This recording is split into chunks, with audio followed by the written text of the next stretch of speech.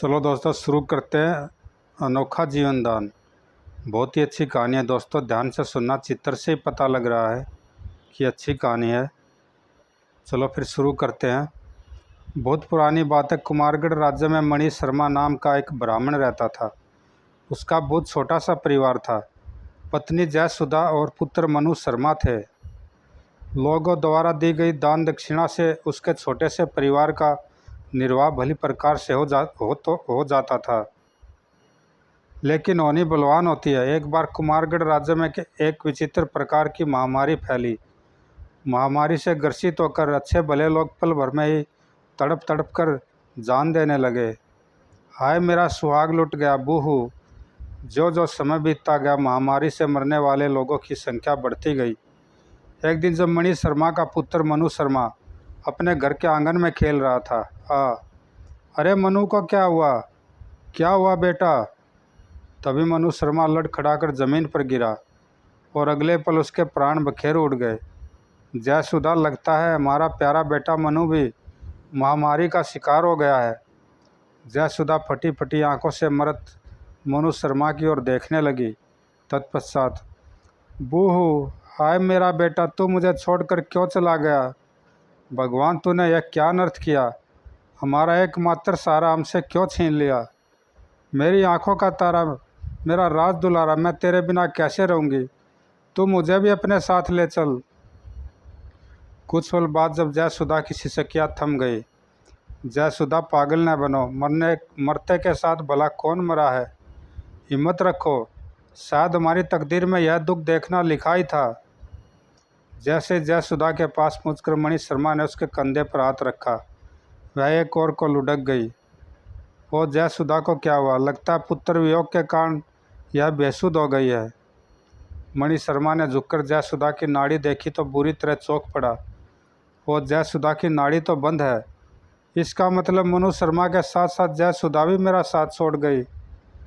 मणि शर्मा कुदरत की इस मार से बर्फ सा रह गया था। तब संतप्त हृदय से उसने पत्नी और पुत्र का अंतिम संस्कार किया।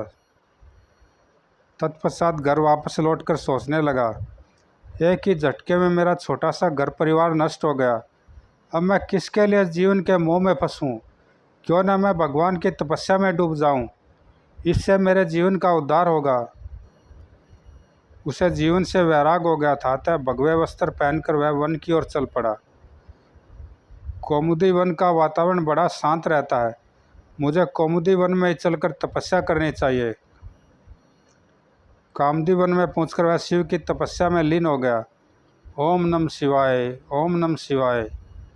मणि शर्मा बिना कुछ खाए पिए तपस्या करता रहा। एक माह में ही उसका शरीर सूख कर कांटा हो गया। ओम नमः शिवाय। एक दिन शिव भगवान साक्षात उसके सामने प्रकट हुए। आंखें खोलो वत्स, मैं तुम्हारी सेवा आराधना से बहुत प्रसन्न हूँ। मणि शर्मा ने अगले पल आंखें खोली। भगवान, आप आज मेरा जीवन सफल हो गया प्रभु। मणि शर्मा शिव भगवान के चरणों में गिर पड़ा। उठो मणि शर्मा, उठो। शिव के हाथों का स्पर्श पाते ही कर्षकाय मणि शर्मा पहले की तरह स्वस्थ हो गया। वत्स, वर मांगो। शिव का कथन सुनकर मणि शर्मा चकरा गया। मैं भगवान से मांगूं तो क्या मांगूं? मुझे तो कुछ सुझाई नहीं दे रहा। फिर कुछ सोचकर बोला, भगवान, मेरा छोटा सा परिवार था, वह काल के गाल में चला गया, इसलिए मैं अपने लिए क्या मांगूं यही समझ नहीं पा रहा हूं। मैंने तो सपन में भी नहीं सोचा था कि आप मुझे दर्शन देकर वर मांगने को कहेंगे। अब अगर आप मुझे कुछ देना ही चाहते हैं तो मुझे ऐसी दिव्य भविष्य दृष्टि दीजिए जिस दृष्टि से मुझे आने वाले भविष्य की घटनाएं साफ साफ वह समय से पूर्व दिखाई देने लगे। तुमने ऐसा वर क्यों मांगा वत्स? भगवान, अनजान रहने के कारण मैं अपने परिवार को तो महामारी से न बचा सका, लेकिन दिव्य भविष्य दृष्टि पाने पर मैं आने वाले संकट व विपत्तियों से अन्य लोगों को तो अवगत करा सकूँगा, जिससे समय से पूर्व ही लोग उस विपदा से जूझने को तैयार हो सके। वत्स मणि शर्मा, तुम्हारा विचार तो अति उत्तम है। जाओ, हम तुम्हें वर देते हैं। आज के बाद तुम्हें आने वाले भविष्य की सारी घटनाएं समय से पहले ही ज्ञात हो जाया करेंगी। सुनकर मणि शर्मा ने शिव भगवान को साष्टांग प्रणाम किया। तत्पश्चात, वत्स मणि शर्मा, अब तुम नगर नगर व गांव गांव घूमकर अपनी दिव्य भविष्य दृष्टि से लोगों का भला करो। ध्यान रहे, तुम अपनी दिव्य भविष्य दृष्टि का भूल कर भी दुरुपयोग नहीं करना, वरना अनर्थ हो जाएगा। अच्छा भगवान। अगले पल शिव भगवान अंतर ध्यान हो गए और मणि शर्मा उसी समय कौमुदी वन से चल पड़ा। राह में सबसे पहले जो नगर पड़ेगा, मैं उसी नगर में रुककर दिव्य भविष्य दृष्टि से उस नगर के लोगों का भला करूंगा। यह सोचकर मणि शर्मा चलता गया और चलते चलते शीतलपुर राज्य में जा पहुंचा। मुझे इसी पेड़ के नीचे अपनी कुटिया बनानी चाहिए। मणि शर्मा कुटिया बनाने में जुट गया। कुटिया का निर्माण करके वह उसमें रहने लगा। ओम नमः शिवाय। कुटिया के बाहर से गुजरते लोग उसे श्रद्धा से सिर झुकाते और आगे बढ़ जाते। एक दिन जब एक आदमी उसकी कुटिया के बाहर से गुजर रहा था, तो दिव्य भविष्य दृष्टि स्त्री के रूप में उसके ध्यान में आई। मणि शर्मा, इस समय तुम्हारे पास से जो आदमी गुजर रहा है, उस पर आज रात बहुत बड़ी विपत्ति आने वाली है। उसे रोको और आने वाली विपत्ति से सचेत करो। यह सुनते मणि शर्मा ने तत्काल ही आंखें खोली। सुनो भाई सुनो, आपने मुझसे कुछ कहा? हाँ, मैंने ही तुम्हें आवाज़ दी थी, ज़रा मेरे पास आओ। कहिए महात्मन, क्या कहना चाहते हैं? सुनो भाई, आज की रात तुम पर और तुम्हारे परिवार पर बहुत बड़ा संकट आने वाला है। कैसा संकट महात्मन? भाई, आज अर्धरात्रि के बाद मूसलाधार वर्षा होगी।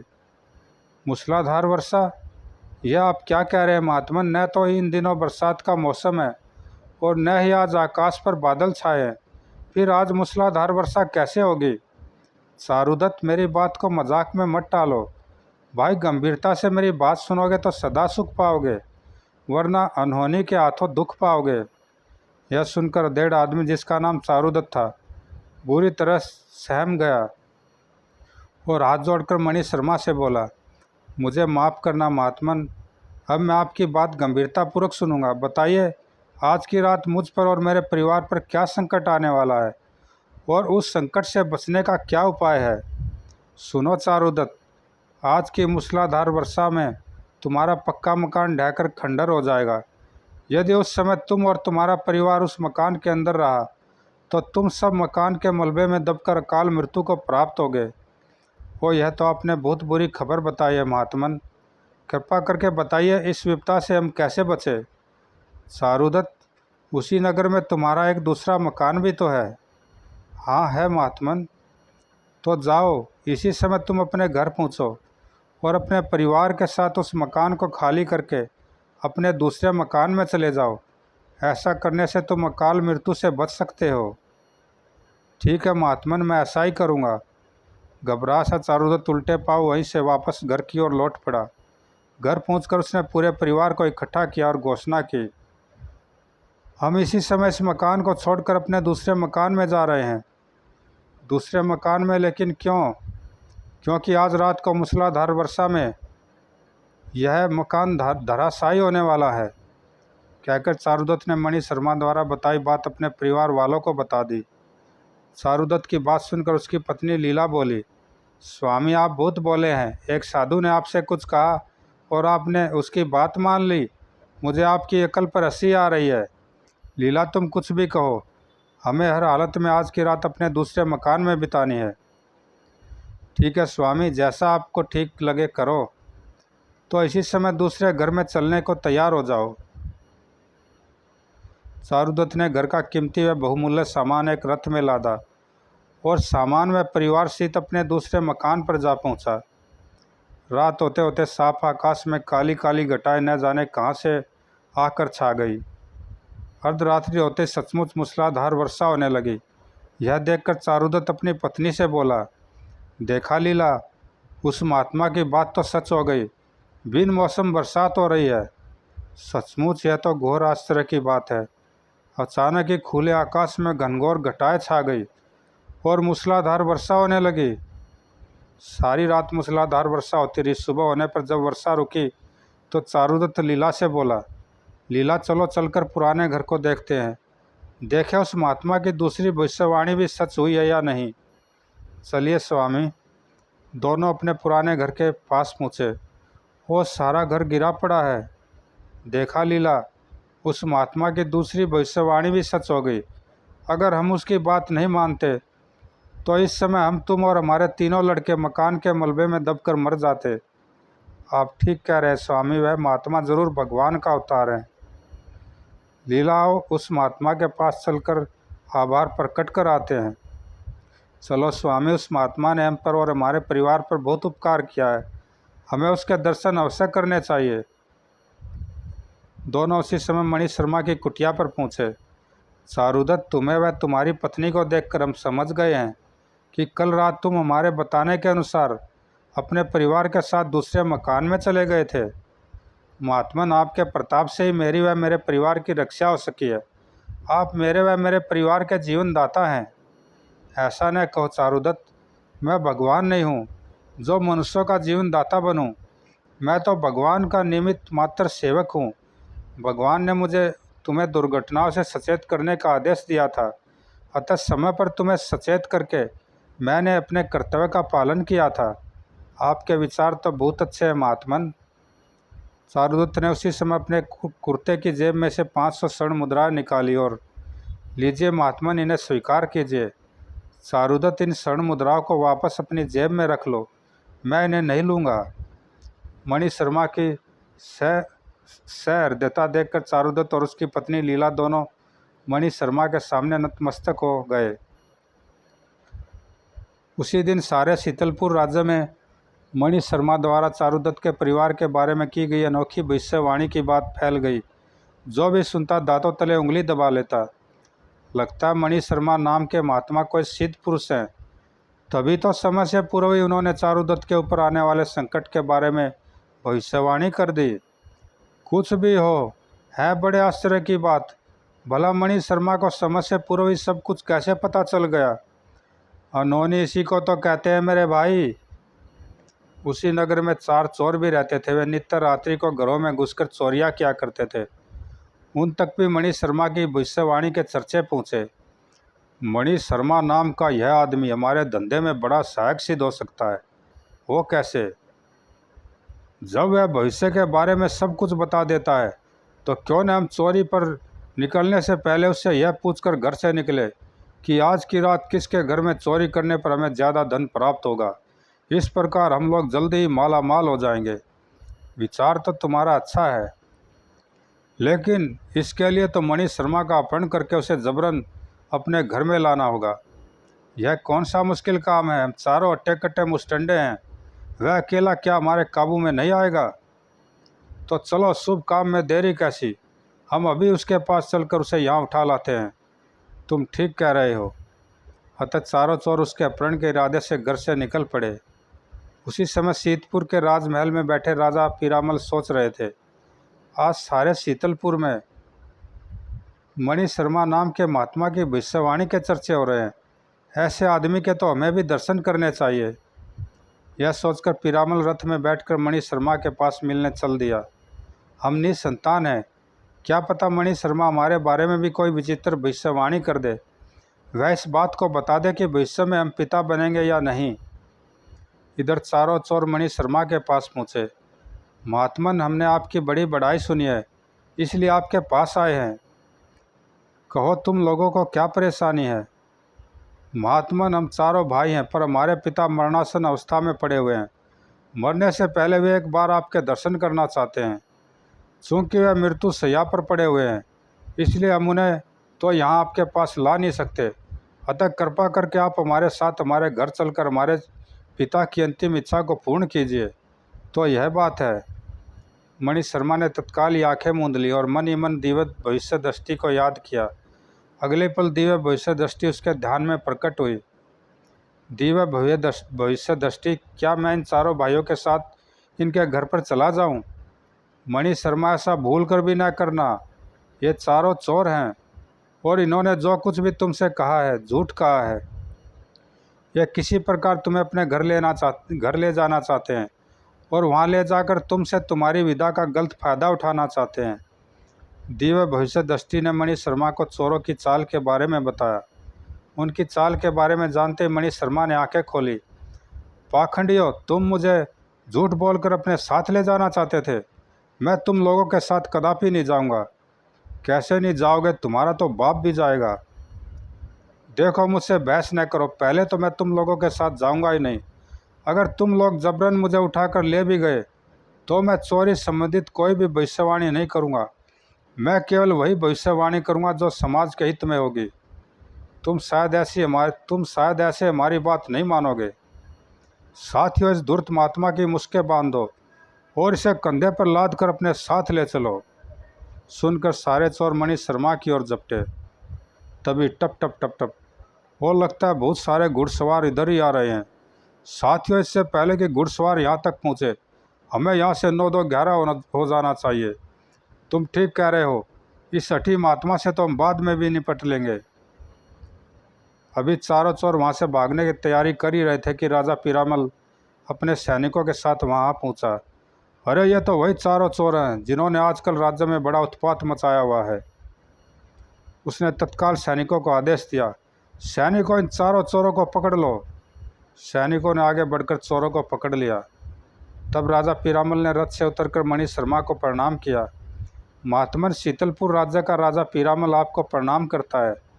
आयुष्मान भव राजन। राजन, आप कुछ परेशान से दिखाई दे रहे हैं, क्या बात है? महात्मन, आपकी कृपा से हमें सब सुख प्राप्त है। बस चिंता है तो केवल एक बात की कि हमारे कोई संतान नहीं है। हम इसी बारे में आपसे पूछने आए हैं कि हमारे यहाँ संतान होगी या नहीं। मणि शर्मा ने आंखें बंद करके तुरंत ही दिव्य भविष्य दृष्टि को याद किया।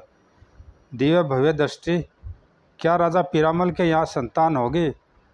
मणि शर्मा, पीरामल से कहो कि यदि वह 3 माह तक वन में किसी कंदरा में भगवान की तपस्या करे तो उसका मनोरथ पूरा हो सकता है। मणि शर्मा ने यह सुनते ही आंखें खोलकर पीरामल से कहा, राजा पीरामल, आपके यहाँ संतान उत्पन्न हो सकती है, पर इसके लिए आपको 3 माह के लिए हिमाचल पर जाकर तपस्या करनी होगी। महात्मन, संतान के लिए तो मैं कुछ भी करने को तैयार हूँ। तो जाओ, तुम्हारा कल्याण होगा। पीरामल उसी दिन भगवे वस्त्र पहनकर पैदल ही वन की ओर चल दिया। महात्मा मणि शर्मा की भविष्यवाणी सुनकर कम से कम यह आस तो बंधी कि हमारे यहाँ संतान होगी। वन में पहुंचकर उसने एक कंदरा की खोज की। तपस्या के लिए यह कंदरा ठीक होगी। पीरामल उसी कंदरा में बैठकर तपस्या करने लगा। धीरे धीरे उसे तपस्या करते करते 1 माह बीत गया। एक दिन जब वह तपस्या में लीन था तो गुफा में एक जोरदार धमाका हुआ, धड़ाम। राजा पीरामल ने तत्काल ही आंखें खोली। वो गुफा के बाहर चोरी चोरी यह कौन जा रहा है? उसने उस आकृति को आवाज़ दी, रुको, कौन हो तुम? सुनते ही वह आकृति रुकी और पलटकर उसकी ओर देखने लगी। अब मेरा यहाँ क्या काम, इसलिए मैं तुम्हें छोड़कर जा रहा हूँ, लेकिन तुम हो कौन? तो सुनो राजन, लोग मुझे तामस कहते हैं। जब तक मैं मनुष्य के हृदय में रहता हूँ तब तक उस आदमी को चैन नहीं मिलता। मगर तुमने भगवान की भक्ति करके मेरी शक्ति क्षीण कर दी है, अतः मैं तुम्हारे हृदय में नहीं रह सकता। मुझे यहाँ से जाना ही होगा। इतना कहकर तामस वहाँ से चला गया। तब पीरामल पुनः तपस्या में लीन हो गया। उसकी तपस्या के जब 3 महीने पूरे होने को हुए तो एक दिन धड़ाम धड़ाम, आज फिर धमाका। आज मुझे कौन त्याग कर जा रहा है? उसने आंखें खोली तो एक भयंकर सूरत के मनुष्य को खड़े पाया। कौन हो तुम? राजन, मैं राक्षस हूँ। मैं जिस मनुष्य के पास रहता हूँ उसमें क्रोध और अहंकार की भावना पैदा हो जाती है। तुमने सच्चे मन से भगवान की तपस्या की है, इससे तुम्हारा हृदय निर्मल हो गया है। सो मैं तुम्हारे निर्मल हृदय में नहीं रह सकता। राक्षस भी पीरामल को गुफा में छोड़कर चला गया। 3 माह की तपस्या के पश्चात पीरामल मणि शर्मा के पास पहुंचा। महात्मन, मैं 3 माह की तपस्या पूरी कर आया हूँ। राजन, अब आपके हृदय में से तपस्या के प्रभाव से तामसी व राशि प्रवृत्तियाँ निकल गई हैं। अब तुम राग द्वेष से दूर हो, इसलिए अब से ठीक 9 महीने पश्चात तुम्हारी स्त्री के पुत्र उत्पन्न होगा। पीरामल खुशी खुशी अपने महल लौट आया। सचमुच ठीक 9 माह पश्चात राजा पीरामल की रानी ने एक सुंदर से पुत्र को जन्म दिया। मणि शर्मा के आशीर्वाद से ही मुझे पुत्र रत्न की प्राप्ति हुई है, इसलिए मुझे अपने नवजात पुत्र को मणि शर्मा का आशीर्वाद अवश्य दिलवाना चाहिए। अतः नवजात शिशु को लेकर पीरामल उसी समय मणि शर्मा के पास पहुँचे। महात्मन, आपके आशीर्वाद से मेरे यहाँ पुत्र उत्पन्न हुआ है, कृपा करके इसके भविष्य के बारे में बताइए। पीरामल की बात सुनकर मणि शर्मा ने आंखें मूंद ली। कुछ पल बाद, वो यह कैसी अनहोनी है, राजा पीरामल का पुत्र केवल 5 दिन जीवित रहेगा। उसने अड़बड़ाकर आंखें खोली। क्या हुआ महात्मन, आप कुछ परेशान से हैं? बात ही हैरानी की है राजन, तुम्हारे पुत्र के भविष्य के बारे में मैं बताऊं तो क्या बताऊं? इस नवजात शिशु का तो जीवन काल ही केवल 5 दिन का है। क्या मैं ठीक कह रहा हूं राजन? 5 दिन पश्चात तुम्हारा पुत्र मर जाएगा।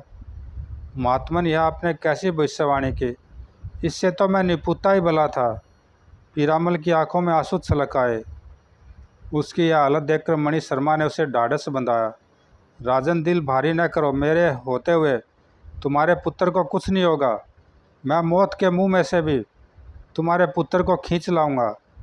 अब मुझे आपका ही आसरा है महात्मन। तो सुनो राजन, अपने नवजात पुत्र को मेरे पास ही छोड़ जाओ। आज से 6ठे दिन तुम यहाँ से अपने पुत्र को जीवित ले जाना। जो आज्ञा महात्मन। पीरामल पुत्र को मणि शर्मा के पास छोड़कर महल में वापस लौट गया।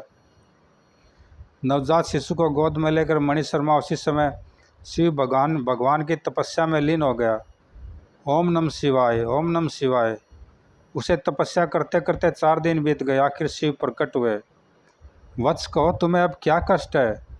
भगवान, इस बालक का जीवन अब केवल 1 दिन का और है। मैं चाहता हूँ कि इस बालक की उम्र बढ़ जाए। देखो मणि शर्मा, मुझे तुमसे और इस बालक से पूरी सहानुभूति है, पर इस बालक का भाग्य बदलने का कार्य मैं नहीं कर सकता। यह कार्य तो केवल ब्रह्मा जी ही कर सकते हैं। भगवान, कुछ तो कीजिए और जैसे भी हो इस बालक की आयु बढ़ा दीजिए। बस तुम मेरे भगत हो, इसलिए मैं तुम्हें और इस बालक को ब्रह्मा जी के पास लिए चलता हूँ। मैं उनसे आग्रह करूँगा कि वे इस बालक की आयु बढ़ा दे। मणि शर्मा नवजात शिशु को गोद में उठाकर शिवजी के पीछे पीछे चल पड़ा। शिवजी मणि शर्मा के साथ ब्रह्मा जी के पास पहुँचे। पधारो शिवजी, कहिए कैसे कष्ट किया, और यह आपके साथ मनुष्य कौन है? ब्रह्मा जी, आप सबका भाग्य लिखते हैं, कृपा करके इस बच्चे की उम्र बढ़ा दीजिए। इस बच्चे का जीवन अब मुश्किल से आधा ही दिन शेष है। कैलाशपति, यह ठीक है कि इस बच्चे का भाग्य मैंने ही लिखा है, पर भाग्य लिखने के बाद मैं सारा विवरण विष्णु भगवान के पास भेज दिया करता हूँ। अब मैं कुछ नहीं कर सकता। अब तो स्वयं विष्णु जी चाहे तभी कुछ हो सकता है, अन्यथा नहीं। तब क्या करें ब्रह्मा जी? चलिए हम सब विष्णु भगवान के पास चलते हैं और उनसे इस बच्चे की उम्र बढ़ाने की प्रार्थना करेंगे। शायद विष्णु जी मान जाए। तो चलने में शीघ्रता कीजिए देव, बालक की मृत्यु होने में आधे दिन से भी कम समय शेष रह गया है। शिवजी ब्रह्मा और मणि शर्मा को साथ लेकर पवन वेग से विष्णु लोक जा पहुँचे। ओह भाग्य, जो ब्रह्मा और शिव एक साथ हमारे यहाँ पधारे हैं, कहिए कैसे आना हुआ? भगवान शिवजी चाहते हैं कि इनके भगत मणि शर्मा के आशीर्वाद के उत्पन्न इस शिशु की आयु बढ़ जाए। इस शिशु का जीवन बस समाप्ति होने वाला है। सुनकर विष्णु ने बच्चे की ओर देखा। तब मणि शर्मा ने विष्णु जी से कहा, भगवान, मैं इस बच्चे के पिता को यह वचन दे आया हूँ कि इस बच्चे को कुछ नहीं होगा, इसलिए कृपा करके आप इसे जीवन दान दे दे। ब्राह्मण देवता, मैं कभी भी शिवजी और ब्रह्मा जी की बात टालता नहीं, किंतु कठिनाई यह है कि जो विवरण ब्रह्मा जी मेरे पास भेजते हैं, मैं उस विवरण को अपने पास नहीं रोकता और कार्यवाही के लिए उसी समय यमराज के पास भेज देता हूँ। और तब क्या होगा? होगा क्या? अब तो यमराज ही कुछ कर सकते हैं। बच्चे की मृत्यु की घड़ी निकट है, इसलिए देरी न करके जल्दी चलो, चलकर यमराज को रोके कि इस बच्चे के प्राण न ले। चलिए भगवान। विष्णु जी सबको साथ लेकर यमलोक जा पहुँचे।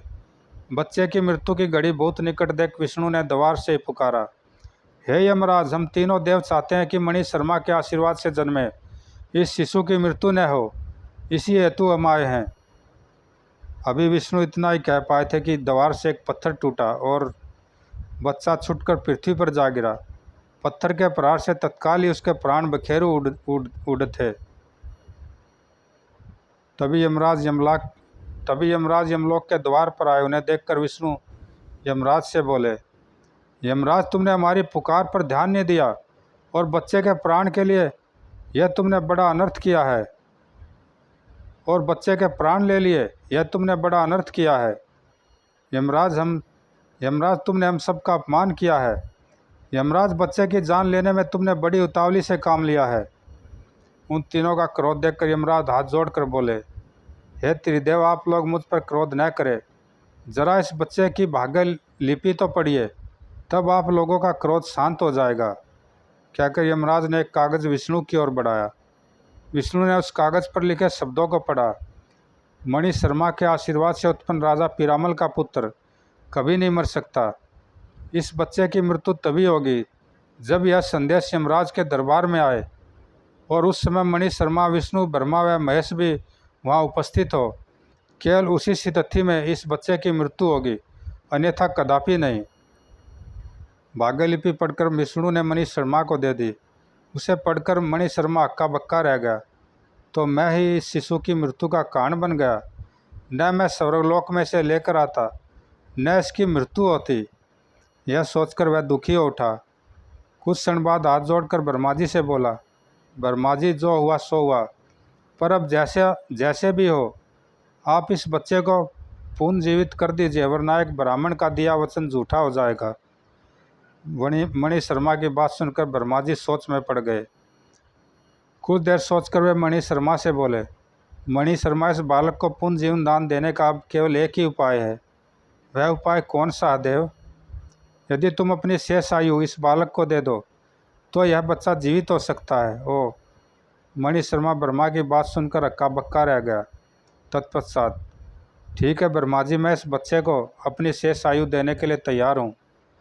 तो शीघ्र ही अपनी शेष आयु इस बच्चे के नाम करने का संकल्प लो मणि शर्मा। अगले पल, मैं तीनों देव और यमराज को साक्षी मानकर संकल्प लेता हूँ कि मैं इसी समय अपनी शेष आयु इस बच्चे के नाम करता हूँ। यह शपथ लेते ही मणि शर्मा के शरीर से आत्मा निकली और उसने नन्हे शिशु के निर्जीव शरीर में प्रवेश किया। ऐसा होते ही उआ मणि शर्मा की इच्छा पूर्ण हुई।